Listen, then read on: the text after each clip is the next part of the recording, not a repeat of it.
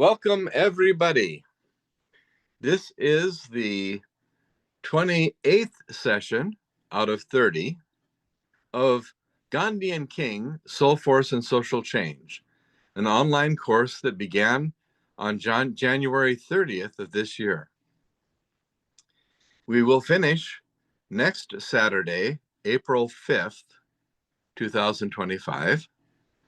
And today we are finishing our discussion of Martin Luther King by focusing on variations of fascism, Donald Trump and Narendra Modi.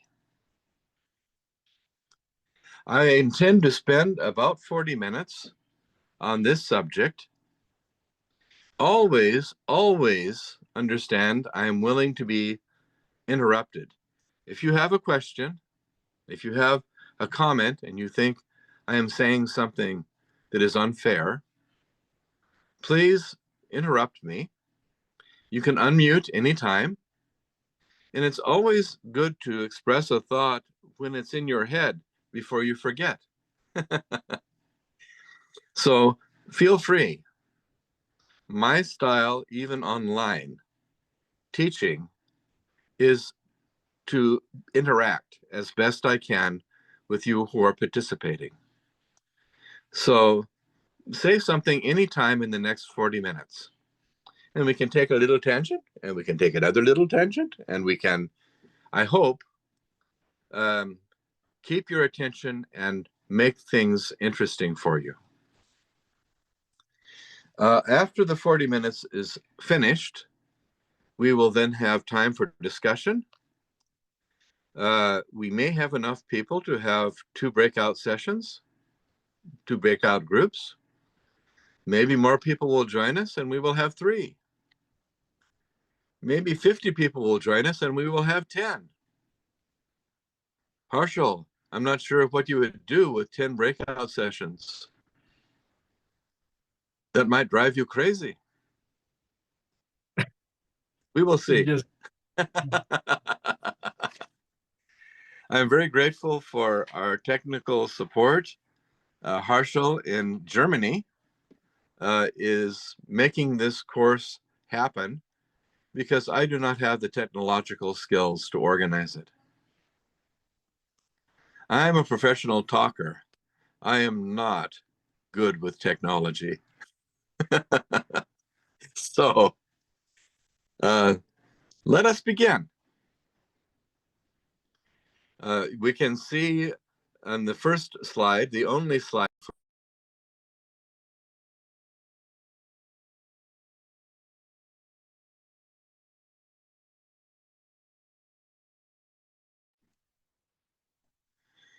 This is available. Let's see what happened.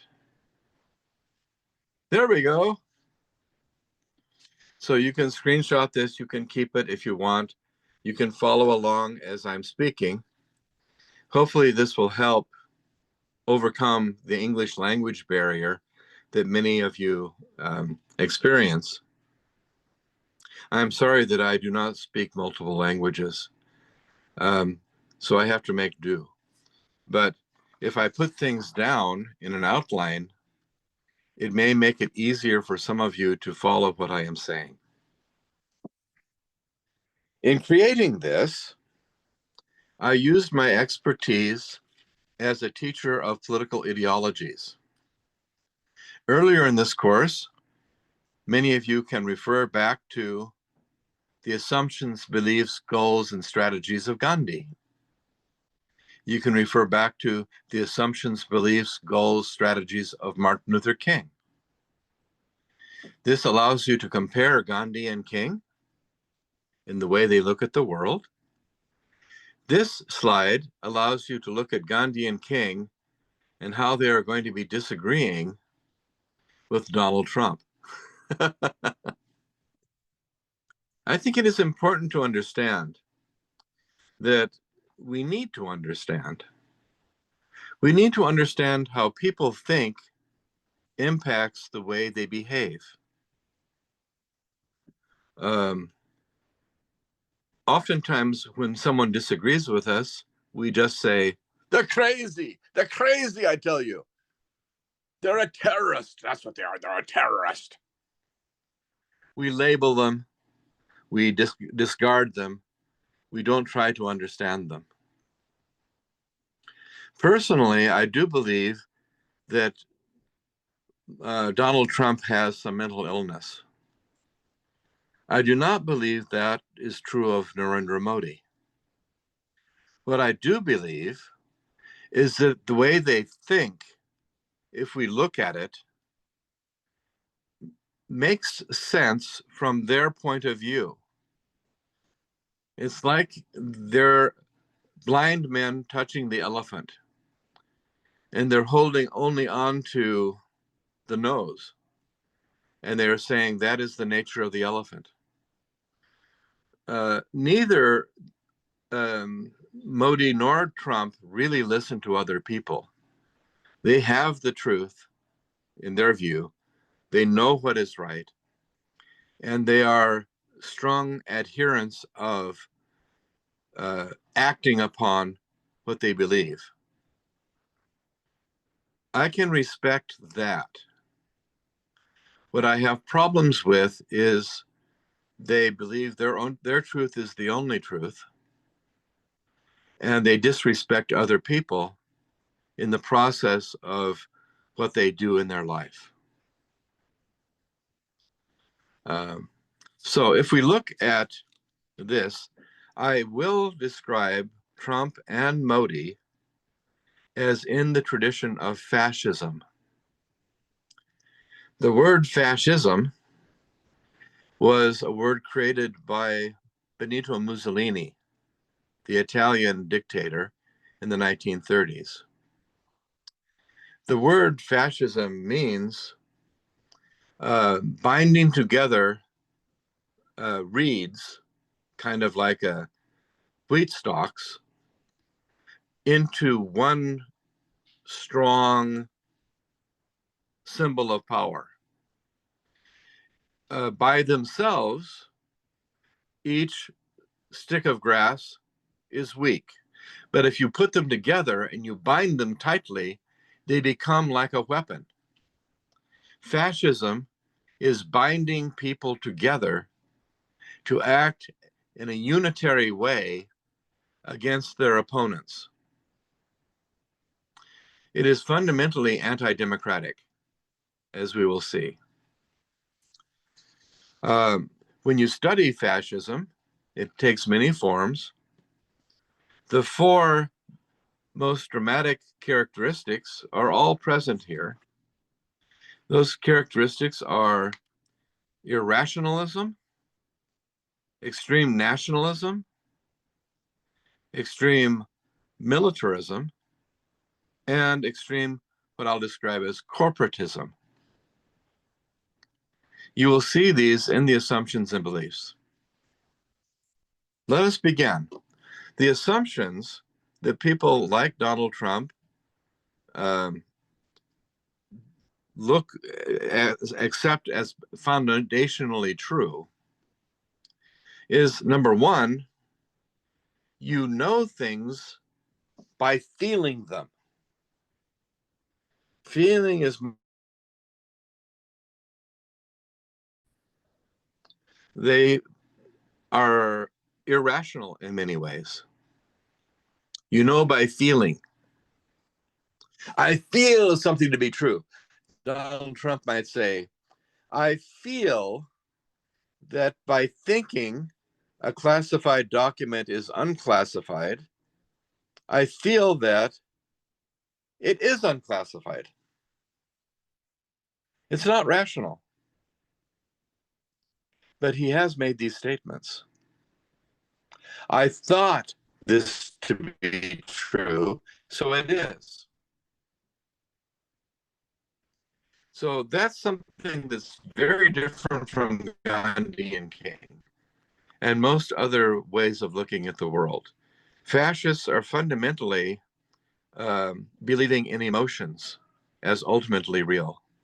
Second, they believe human nature is inherently competitive, hierarchical, and usually patriarchal, male dominant.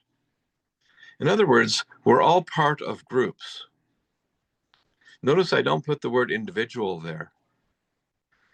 Individualism is more of a liberal trait, like Martin Luther King has. For a fascist, uh, we're all competitive as individuals and in groups. And it's only in the group that we can survive. By ourselves, we'll simply be destroyed. So you must join a group, and the group must be strongly tied together, like reeds of Benito Mussolini. And basically, if the group survives, you survive. The last assumption is that selfish individuals seek self-preservation in groups. We're kind of like tribal animals. They do believe in a leadership principle. They assume that the group that has the best leader is the group that will defeat all the other groups. And there is a hierarchy. If you don't defeat other groups will defeat you.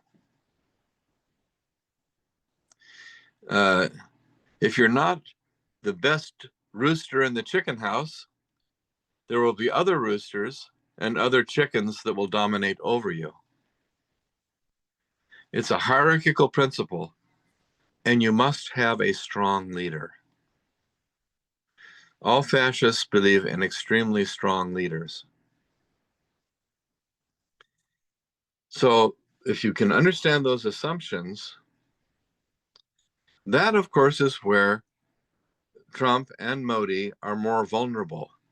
If you disagree with Gandhi's assumptions, you will disagree with much of the rest of what Gandhi says.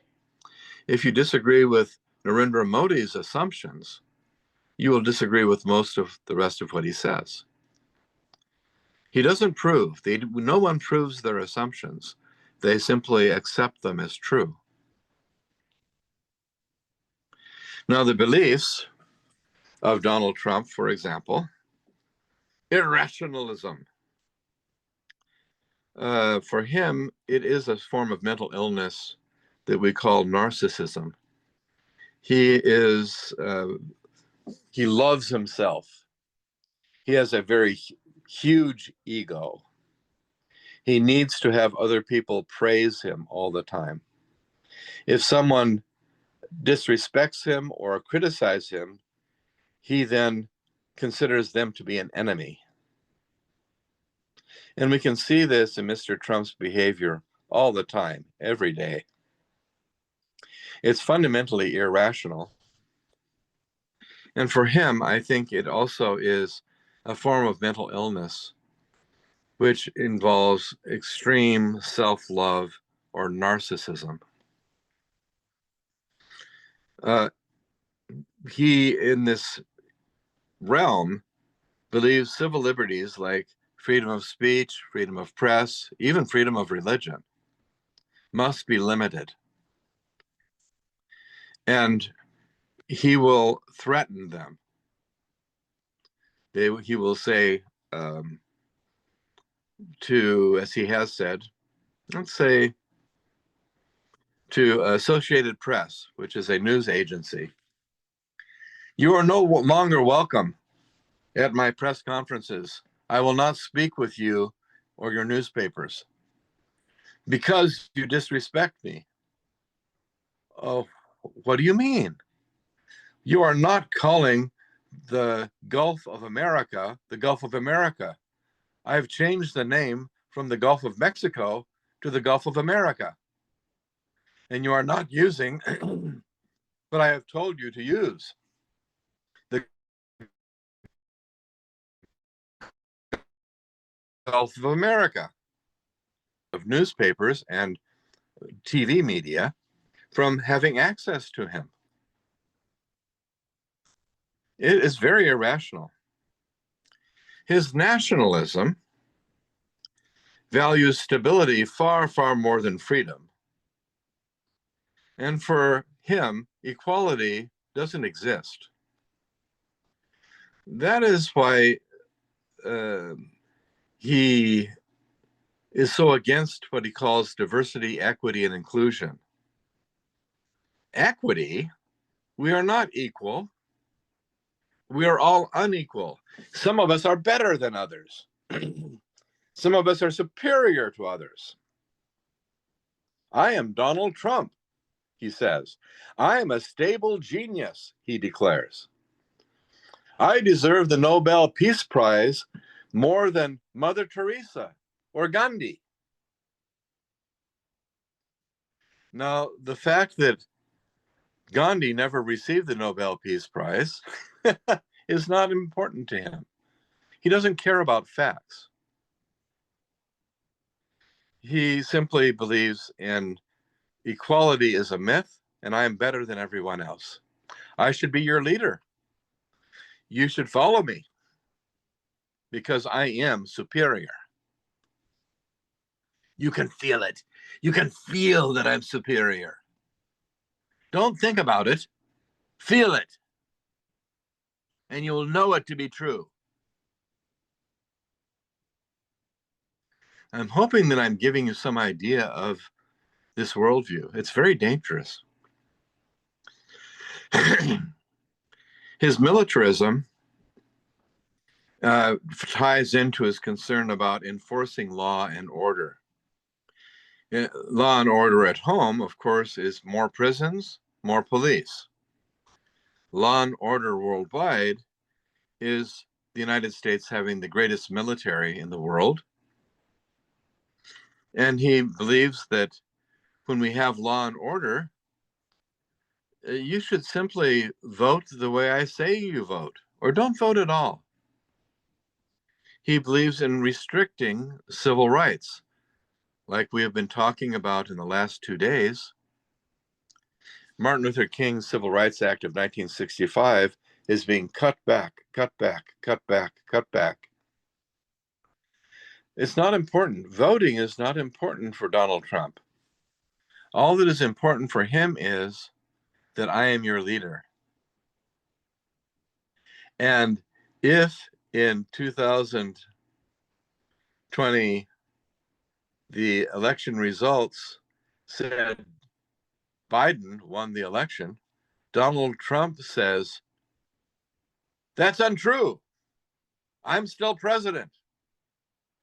How can he say it's untrue? All of the data, all of the information, all of the court cases agreed that Joe Biden won the presidency in 2020. But in Trump's mind, that is what is true is what he believes to be true. And if he believes that he won the election, then he won the election. And it's all right to have an assault upon the US Capitol and try to overthrow the official election results. He's willing to use physical force, military force, police force, armed militia force to his own purposes. Understand that I'm not suggesting that this is right. I'm just wanting to help you, I hope, understand this kind of fascism. It is irrational, nationalistic, and militaristic. His goals: make my country great again. Make America great again. It's a slogan. Fascists love slogans. I can almost hear Narendra Modi say, make India great again. Let us not even use the word India. It is Bharat. Bharat. We should change the name of India to Bharat. India is a British word. We are Indians. I guess we are Bharatians.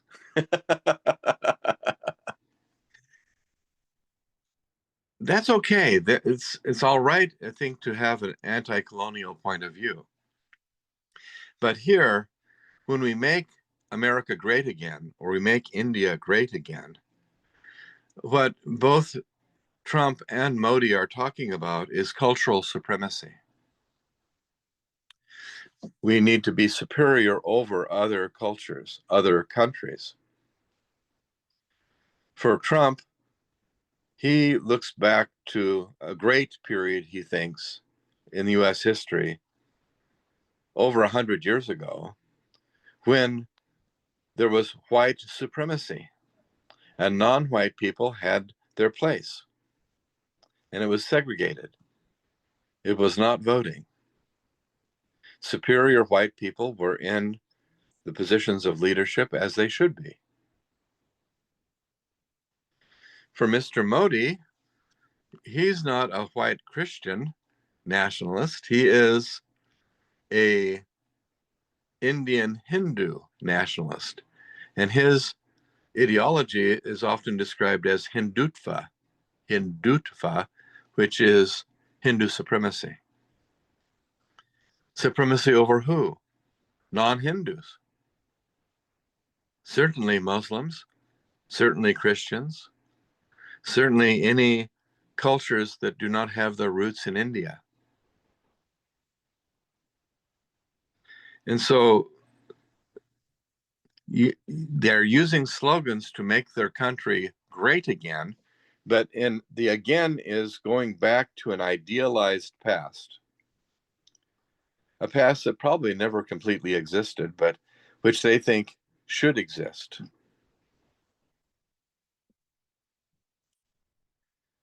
The economic goal, is corporatism. Corporatism is a government business model. It often is reflected in economic nationalism, which we have discussed in previous class periods as reflecting elements of mercantile behavior, which was the British capitalistic approach to colonizing India. Mercantilism. It believes in tariffs. It believes in protectionism.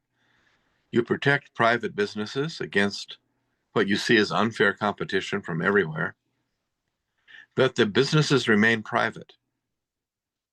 You do not regulate the businesses. You see no need for social welfare programs. You are a kind of mercantilist, like we discussed in different types of capitalism. Another example of what we mean by corporatism, Mussolini made clear in Italy. Imagine a business, a big business. Imagine that there is the chief executive officer of the business, and imagine that they have subordinates under them that have different departments under them. When the leader, Mussolini called himself Il Duce, when Il Duce says to his cabinet minister in charge of education, tell the teachers that I want to have this taught in the classrooms. He expects the order to be followed. The CEO gives an order to the subordinate administrator, who then gives the orders down to all of the teachers in the Department of Education. There is no union for teachers, except maybe a state union where all of them must be a part of the one union that is the state, that binds them all together. It is a corporate structure. It is also kind of a military structure where you have the commander-in-chief, generals, and then, of course, the regular soldiers who are expected to obey, obey, obey. In fact, one of Benito Mussolini's favorite slogans that shows his irrationalism was believe, obey, work, fight, those 4 words. And he would have people repeat it. Believe, obey, work, fight. Believe, obey, work, fight. Believe, obey, work, fight. It was not rational. It was to move the masses to be organized under one leader. And that is a form of corporatism. It's running the government like it was a business. The entire government, one business. We can see this in Donald Trump as he is trying to reorganize the US bureaucracy. Over 2 million federal employees are being now reorganized, many of them losing their jobs. And those who remain are expected to believe, obey, work, fight. I'm your leader. I am Donald Trump. You won't have a job without me. So obey. You don't have to agree with me. You must obey. And if you openly criticize me, I will remove you.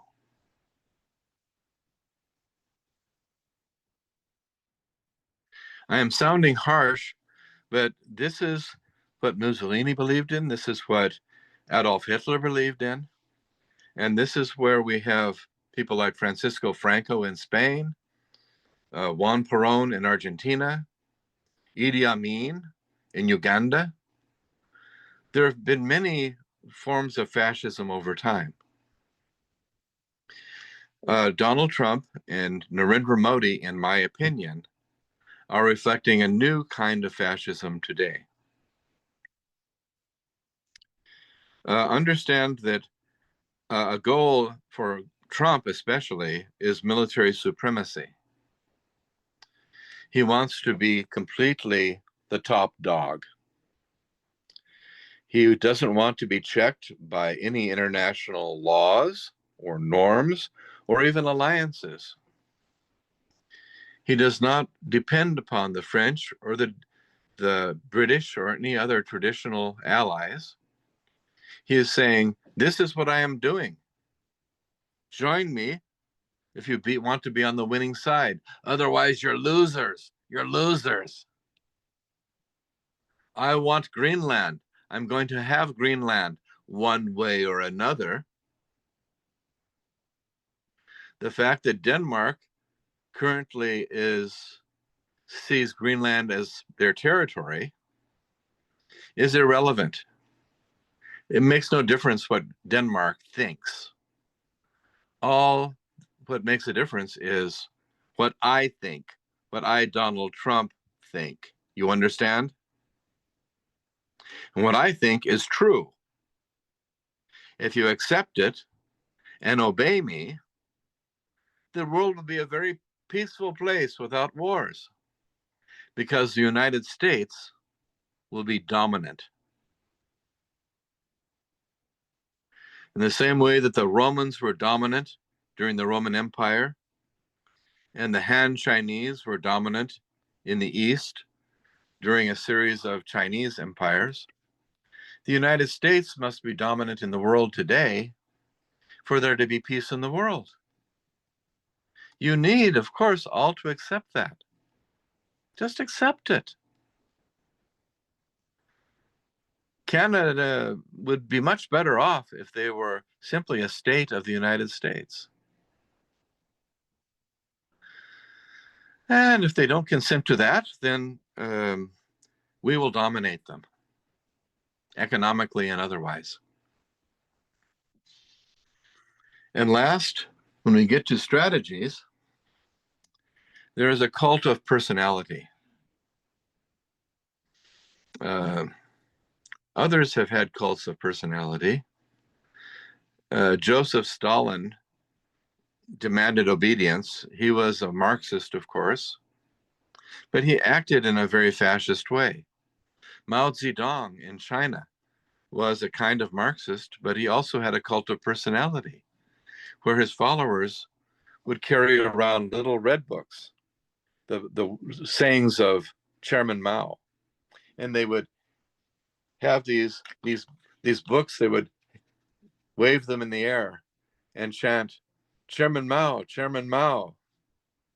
It's irrational, but here is the truth in this little book, Chairman Mao. Donald Trump has a cult of personality.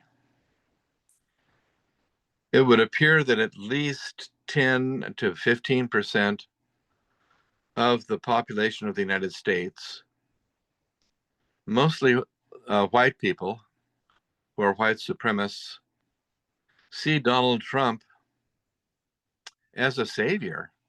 He's like Jesus Christ or Mohammed come again. What will Donald Trump save us from? He'll save us from Muslims and Sharia law. People who say this don't even know what Sharia law is. It's irrational. I'm laughing only because it's so sad. We must defend ourselves against Muslims. It's like a new crusade. And Donald Trump is the savior of Christendom against the crusades of the Muslims. It's also against wokeness. What is wokeness? From the point of view of Donald Trump and people like Elon Musk, it's political correctness. It is being very careful with what you say. You don't want to call a Black person a Negro. They don't like it. Well, I'll call anybody a Negro that I want to. It's showing respect for gay and lesbian people. Well, I don't believe in wokeness, Donald Trump would say. Gay and lesbian people are perverse. They're sinners. They deserve to be punished. They should not be integrated into society. And when you have things like transgender people, there is no such thing, according to Donald Trump. You're either male or female. It's simple. Male or female. God made you male or female. That's the way it is. Very binary, dualistic view. Transgender people are perverse, corrupt. They're culture destroyers. Though that word is a word used by Adolf Hitler. And so Donald Trump is waging a war against Muslims and religious minorities he sees as a threat, but also against wokeness, which he sees as a cultural threat to Western civilization. Maybe Hitler had it right. Homosexuals should be exterminated along with Jews, Marxists, and pacifists. What we need is a great society that is able to fight against other groups for dominance. Communists make us weak. Gay people make us weak. Not having so many Christians makes us weak. This is a view of Donald Trump. And it's a cult of personality where some of the people who believe in him, they simply believe. There's nothing you can say. When Donald Trump says, as he did, I can murder someone in New York City and I cannot be prosecuted. His true believers go, yes, that's okay. He's above the law. He is the law. He is the savior. Now, I don't think Narendra Modi goes quite that far, but Narendra Modi does use slogans. He is anti-Muslim. Hindutva is inherently anti-Muslim, anti-Christian. And Narendra Modi campaigned on being the watchman. I am the watchman. I am the one who protects you against those who break into your business. I will enforce law and order and stability. We will have strong police, strong military. And I am the watchman. I watch over you all. Vote for me because I will protect you. That was more of Narendra Modi's uh, argument in both of his major election campaigns that he won. Even though, again, he won like Trump won, with probably fewer than 1/3 of those who could vote in India actually voting for Modi. We can get into that. It's the nature of the Indian election system. But basically, neither Modi nor Trump have a majority support within their respective countries. But the systems allow them to have political rule, even if they have maybe 25 or 35% support in the population, which is more than anybody else. Trump's strategies clearly are to protect businesses with tariffs, that is taxes on imports. He is neo-colonialist. He wants to dominate, as the British dominated in their time. He wants the United States to economically dominate today. We will help Ukraine have a peace deal with Russia if Ukraine agrees to give us control over half of their precious resources in minerals, lithium and other minerals. I mean, after all, we deserve payment. We will help Ukraine keep some independence in exchange for their giving us what we deserve, which is their resources and control over their electricity. It's a good deal. Accept the deal.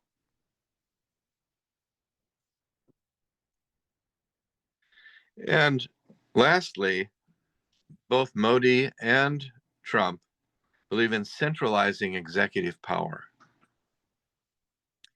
Mr. Trump has expressed the view of what is known as the unitary executive. It's not an entirely new idea, sadly. It goes back a long way in US history. It's the idea that the President of the United States is the center of all power in the United States. The legislative branch can make laws, but if the president doesn't like them, he can veto them or he can change them by an executive order. The courts may make rulings relating to laws, but if the president doesn't like them, he doesn't have to obey them. He just does what he wants. Because the president is the commander-in-chief of the military, the courts have no army. They cannot enforce their own decisions.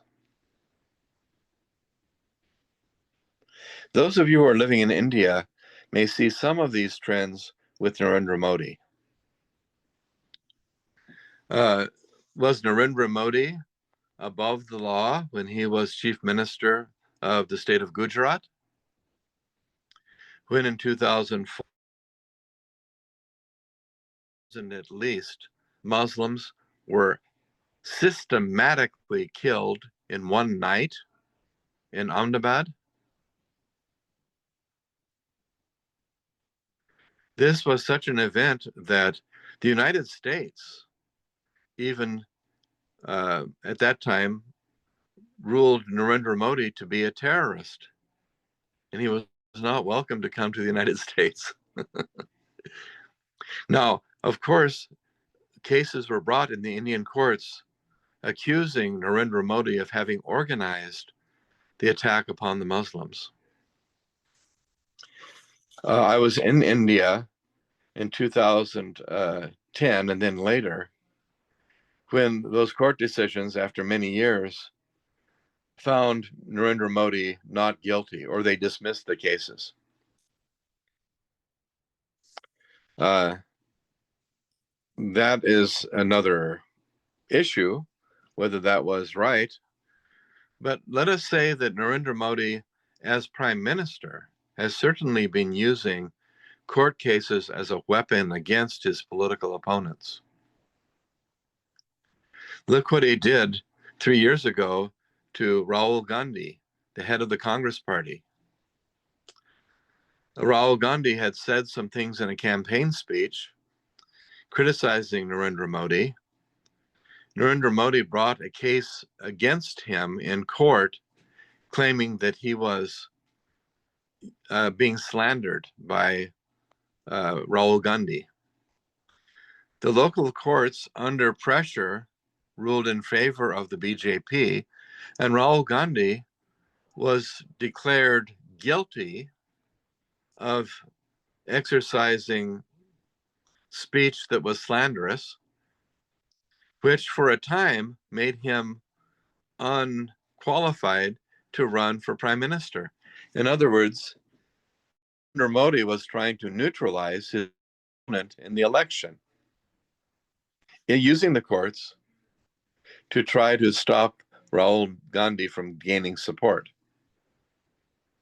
You think that Donald Trump is doing much of the same? For sure. His appointments in the United States to his cabinet, and he's already told them, you do what I say. I am the boss. His chief law enforcement officer, the attorney general, is doing what Trump says. And it looks like that person is trying to prosecute Trump's political opponents in the similar way that Narendra Modi prosecuted against Rahul Gandhi. You centralize executive power. You control elections by manipulating the election rules and possibly by controlling the election machines if they're electronic. I hope you're beginning to see a picture that is potentially extremely dangerous unfolding in India and in the United States. And what the world's most populated country, India, and what the world's most economically and militarily powerful country, the United States, do, what they do, impacts the entire world, impacts the climate for the entire world, impacts the resource use of the entire world. Africa is simply a place where we should compete for resources, like Greenland. And if we want Greenland, we will take Greenland one way or the other. If we want cobalt from the Congo, we will get that cobalt resource or lithium one way or the other. These are threats to world safety and security. Fascism does not believe in democracy. It believes in hierarchical command structure rule. Standing against that culture of fascism are people like Gandhi and Martin Luther King. People who believe in democracy, empowering the masses, who believe in nonviolence as a tool against the violence of the fascists. Hate cannot destroy hate, only love can destroy hate. Both Gandhi and Martin Luther King ultimately believe that the Buddha was right. That in a modern age, especially with nuclear weapons, as King would say, the choice is not between violence and nonviolence. It is nonviolence or non-existence. From their point of view, even though Gandhi and King have their disagreements, they do have in common a view that sooner or later you reap what you sow. And if you sow the seeds of violence and dictatorship, you will get violence and dictatorship. And you cannot effectively fight against dictatorship by advocating more dictatorship, against violence by advocating more violence. Both believe that we have to have tools that allow us to reap a better future society by sowing in the present the seeds of that democracy we want, those voting rights we want, those civil liberties, speech, press, religion that we want. Gandhi and King are the way. They are prophets against centralized dictatorship power. These are my views, but I can well support them, and I hope that by presenting this outline, you can better understand what the dangers are of that we are fighting against. An idea system that is anti-democratic, authoritarian, will increase the wealth of the few against the poverty of the poor. That is my 40 minutes. Our speakers next week will, I hope, all give us different degrees of hope. In each of their lives, they are seeking to practice to build a better world inspired by Gandhi and King. I will still be with you, but next week I will not be the primary speaker. And I will help facilitate, I hope, some good final conclusions.